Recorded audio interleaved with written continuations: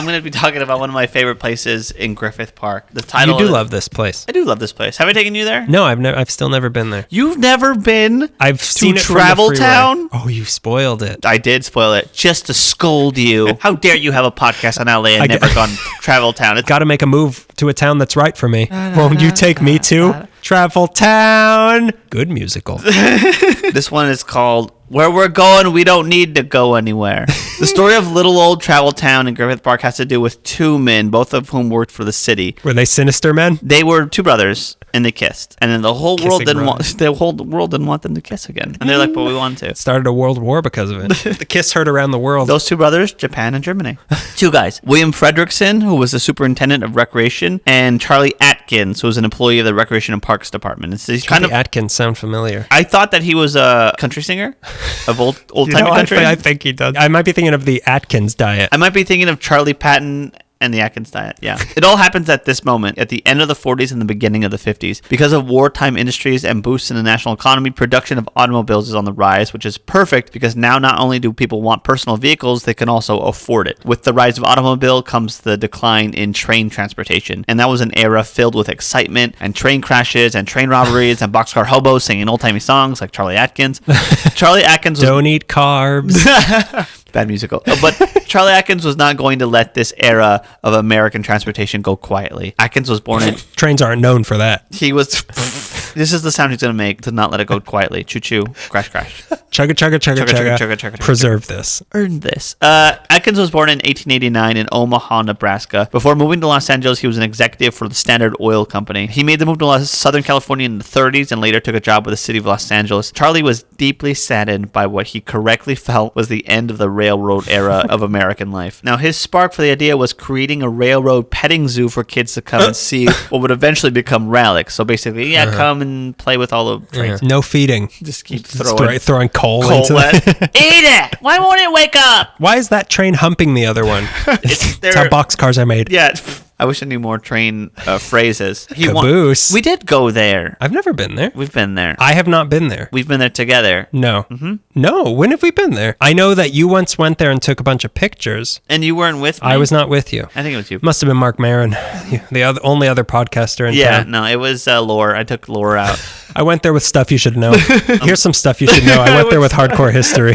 You know, there's probably 400,000 podcasts, and whenever it's time for us to make a reference to another one, we name five of them. Yeah. I listened to probably 15 different podcasts, and I'm still always like, what's Laura doing? Are you my favorite murder? 4 of the 5 I reference, I don't even listen to. Yeah, I know. I can literally put 2 words together, and it's probably someone's podcast. You know, muffin paycheck, it's probably a podcast.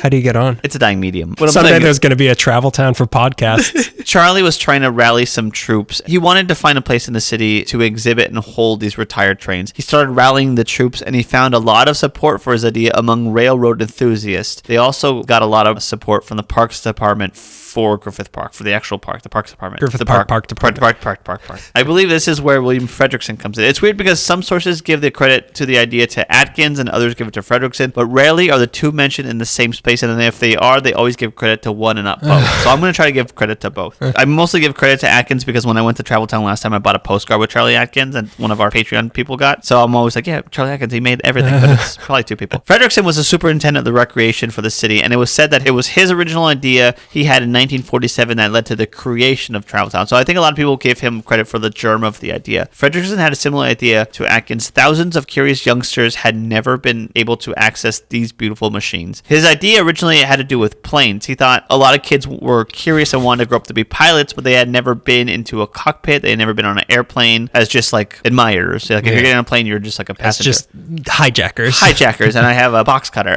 His main concern was just... So we went from planes to trains.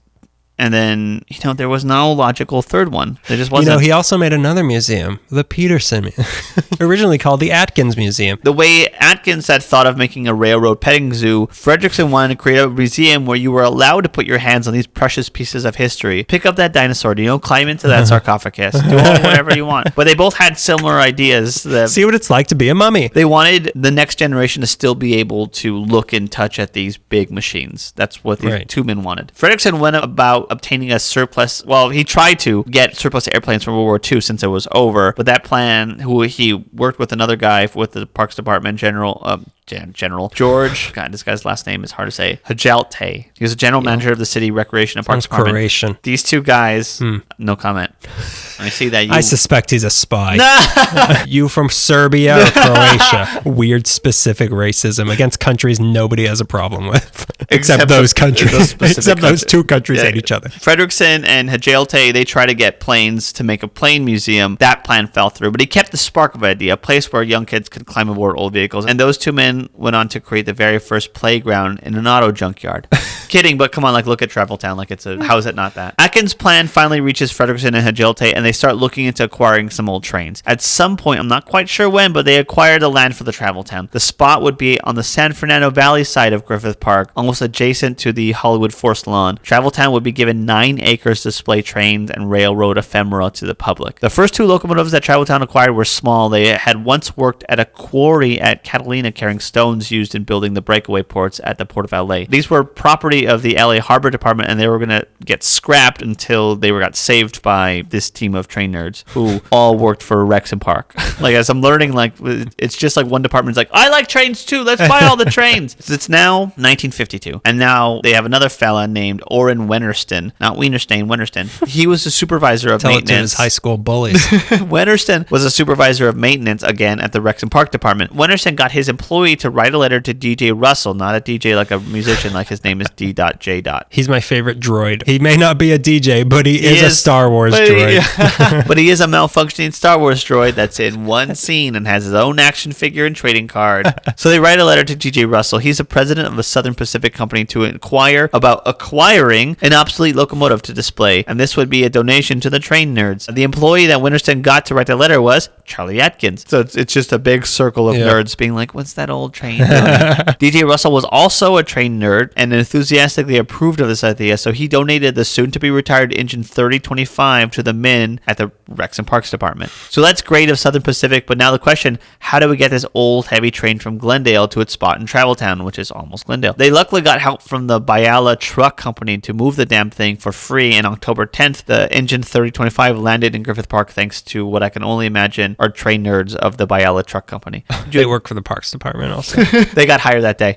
Seasonal workers. The little birdie started talking, and soon news was spreading about the retired trains at the Travel Town that you could board. Almost immediately, the train petting zoo was receiving new vehicles and other exhibits in rapid, one after the other. By the 1st of December, Travel Town had on exhibit a 44-passenger streetcar given by the LA Transit Lines. They had an historic 76-year-old dray represented by Paul J. Smith, who was the president of the Republic. Was there a Snoop? What was I saying? Do you want me to sing? Do you mind singing and rapping for me? Yeah, I do. They had a 50-year-old kerosene tank wagon donated by the Standard Oil Company of California. There's a colorful old circus wagon given by the Beverly Amusement Company. Caboose number 2117, which was a veteran home on wheels for a nomadic trainman given by the Union Pacific Railroad Company. And a one-horse shay, which was a gift from Knott's Berry Farm. Isn't that a line from a Christmas song? A one-horse shay? Or... Four-horse sleigh. What is it? One horse. Open on sleigh. A one-horse sleigh. Open sleigh. Oh, jingle bells. Anyway, it is a Christmas song. Is Jingle Bells a Christmas song? Is that what we're arguing right now? So on top of all the trains that were getting donated, all different types of trains, first of all, like you had interurban ones, you had like transcontinental trains, you had sleeper trains. On top of all that, Pacific Electric donated its old Sierra Vista waiting station, like the awning that goes over all the trains. They donated that. So that's from PE. I've seen that from the freeway, I think. You can see that. That's pretty big. That's pretty noticeable. That's definitely free to see. If you just don't look at traffic and look to your right when you're on the 134. Just hard stop. Yeah. And just stop. People will understand. Yeah, no, just turn your hazards on. That's okay. Life hack. Stop in the middle of the freeway. You can see whatever attraction you want for free. With that impressive slate of exhibits cleaned and polished for the occasion, Travel Town was officially dedicated on Sunday, December 14th of 1952. And after that, they just kept acquiring trains and growing exhibits. Among the regular locomotives and train cars, which eventually included included Larry trains and red cars. They also had an ancient petroleum field fire truck, which was donated by the Shell Oil Company. And at one point, they Who had also work for the Parks Department. 3 planes on site, which included an obsolescent Japanese Zero fighter, Zero in quotations, I fighter. don't trust it. Is it active? Who Is anyone signaled inside? it from their driveway? Is it spying on other planes? Yeah, It's going to spying tell on the trains. The fighter plane was captured on the South Pacific island during World War II. All these 3 planes were later donated to the Air Museum. Atkins unfortunately died in 1959, but he dies seeing this passion of his and this little idea turn into a popular amusement. Right. Not that popular because it's a hidden gem. You know what's weird is I can't seem to find much on Walt Disney or Ward Kimball's ideas on Travel Town, and you think they would because they had their own nerds. trains in their backyard. Yeah, They that were was the crazy. genesis of Disneyland. Yeah. They also almost And it's acquired- across the street from It's Disneyland. it's literally across the street from Disneyland. It's across the freeway. I call the freeway a street because It's I just- stop on it and sleep there all the time. Because I pull over and get out and just like walk around. Yeah, they were trainers. I don't know what they thought of Travel Town. That's Anything weird. of it. Like the timing, the Yeah. year, everything is matched up perfectly. With Because them.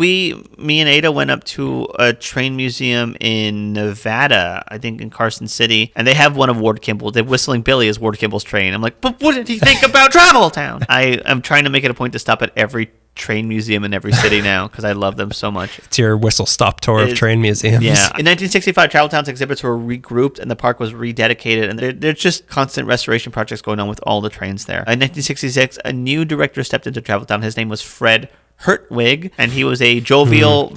Sounds Slovenian. Something not right about that name, huh? Sounds like he might be from the former Yugoslavia. Yugoslavia. Sounds like he's someone from real cold, but not American cold. He was a real jovial, likable guy, and he retired in 1983 at the age of 69 and he never missed a day of work. He first became involved in the city of Beverly Hills with a traveling circus, which I'm very curious about. He was a director of a program for 15 summers beginning in 1952 where they would travel to 3 different city playgrounds a week and cast children in 14 different circus acts. What? Yeah. What? I have no idea I'm so curious about the Beverly Hills Traveling Circus. No insurance necessary. Well- That's what the tour was called. Listen, your son wants to be in the circus. He has to bite the head off this chicken live, okay? Or he And can then go this, home. this lion has to bite the head off of him. 'Cause the It's a lion wants to go home. Circle of life. Man bites chicken. Lion bites man. Nobody Woman bites inherits lion. the earth. Yeah. He then went on, after doing the circus, he went on to work for the City of LA's Recs and Parks, where he ended up at Travel Town. He carried on the legacy of neatness and train nerdery after the passing of Atkins. At Travel Town, among the many immobile trains and cars, there's a small train that circles the park, and for a couple bucks, you can ride this and wave to all the sucker pedestrians and stuff, which is really neat. That I think I've been on because that I think is the Ghost Train. Oh, okay. I think that's what I rode on. So I Okay. guess I kind of have been there, but I didn't see the. You've been to Spooky there. There's a lot of witches there and I know. talking jack-o'-lanterns, right? Oh yeah, you know it pretty well. My favorite things there's a LA Railway interurban trolley. It's there. It's really beat up, but it's got that simple like trolley look that I like. Donated in 1962. There's also a Pullman sleeping car called the Rose Bowl. It's like long and black. It's under that waiting area. It was built in 1937. They also have a Southern Pacific stock car made of wood, and it looks like where they killed Laura Palmer. I always make that joke when I go there, and nobody cares. Now, Travel Town. Admission is absolutely free, but donations are graciously appreciated. It's opened, I believe, every day, but check the hours before you go, because some days it closes at 4, sometimes it closes at 5. It's such a wonderful thing to check out. It's great to let kids just kind of run around and do their thing. You can have birthday parties inside one of the trains there. Huh. Best of all, but sadly, it's never that packed. It's never empty, but it's also just... It's good and bad. good and bad. It's such a wonderful little hidden gem of LA, but it's a very wonderful, wholesome, not seedy place. I was looking up kind of surface level checks. I'm like, so no murders, no vandal, no skulls found, no lion, no. Did these trains ever hit anyone? Please check out Travel Town. It's at 5200 Hollingsworth Drive in Griffith Park, at the very edge of Griffith Park. Is there a gift shop? Yeah, there's a great gift shop. Yeah, I imagine there's a good gift shop There's there. a good gift shop. I always want to buy train whistles, and you know what they have? Conductor's hats. They have- Children's conductor's hats. And it's pinstriped. They have a mug that I really want that I never get, and it's a mug of hobo codes. I love it. Like in Mad Men. Like in Mad Men. There's an angry pie that lives here. There's a cow that looked at me cross. So it's owned by the Parks Yeah, Department? it's owned by the City of LA, by That's the good. Parks Department. That's weird because I mean the zoo also. It seems like everything. I In mean, that area. why would there be a private company in Griffith in the public park? Yeah. That makes sense.